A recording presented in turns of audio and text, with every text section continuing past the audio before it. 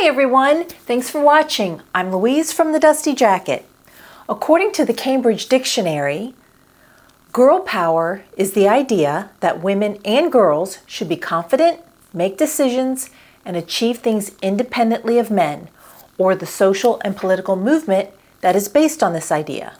The characters from the stories that I'll be reviewing are the epitome of girl power, and so much more. So sit back, relax, as I give you 5 books with strong female characters.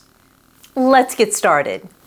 Our first book is Philip Hall Likes Me, I Reckon Maybe by Betty Green, which I rated 4 out of 5 stars and has a recommended reading age of 8 to 12. There are a few things that Elizabeth Beth Lorraine Lambert cannot stand: being cheated, allergies, being told she can't do something because she's a girl, and getting that low-down, dumb bum of a polecat Philip Hall the satisfaction of beating her at anything. Who does he think he is? Truth be told, Beth is smart. Really, really smart. But when it comes to Philip Hall, she can be kind of a dumb bum too.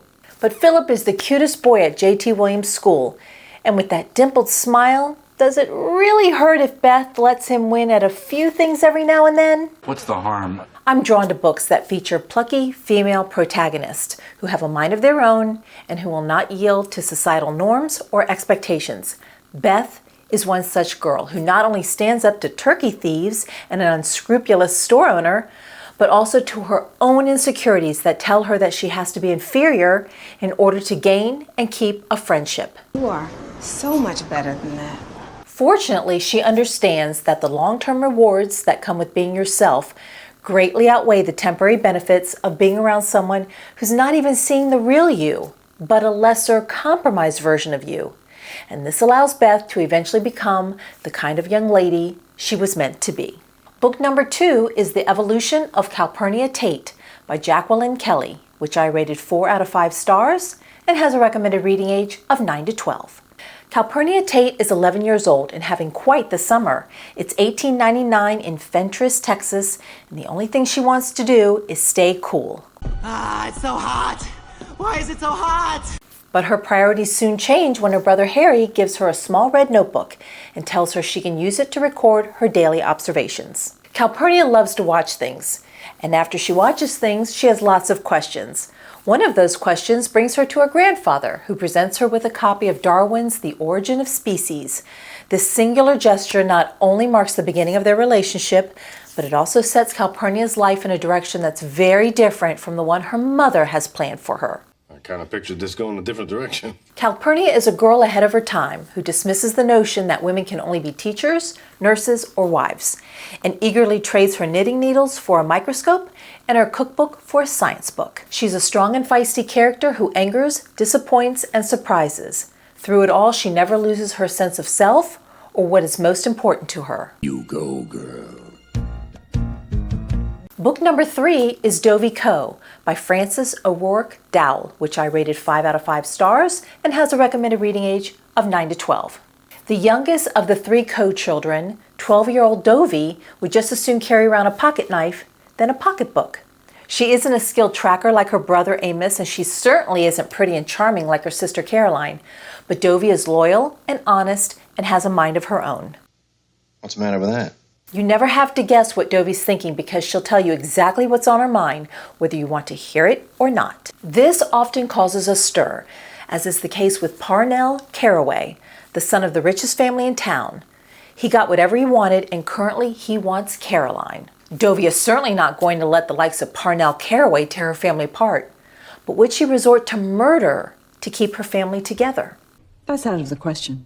Whether she's confronting a school bully or the son of the man who owns half the town, Dovey Coe is righteous in her convictions and unflinching in the face of injustice, unfairness, or just plain meanness. Her life is simple and satisfying, and when something gets her down, it's nothing that a slice of her Meemaw's chocolate cake can't make right again. Cake.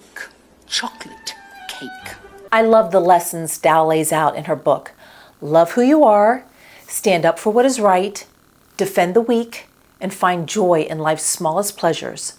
I think Dovey summed it up best when she said, "The way I seen things, us Coes had everything we needed in this world. Some might see us as poor, but that was their problem.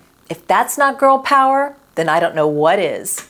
At number 4 is Under the Mesquite by Guadalupe Garcia McCall, which I rated 5 out of 5 stars and has a recommended reading age of 12 and up. Lupita knows that her mommy has a secret that she is hiding from her and her 7 siblings. She hears her talking with her comadres in their hushed words and sees their furtive glances. Something is different. Something is wrong. Then Lupita hears the word that mommy keeps tucked behind closed doors. Cancer. Suddenly Lupita has to deal with her mother's chemo treatments, her best friend's sudden ridicule, and her upcoming 15th birthday. Through it all, she has her writing. That's why I love writing.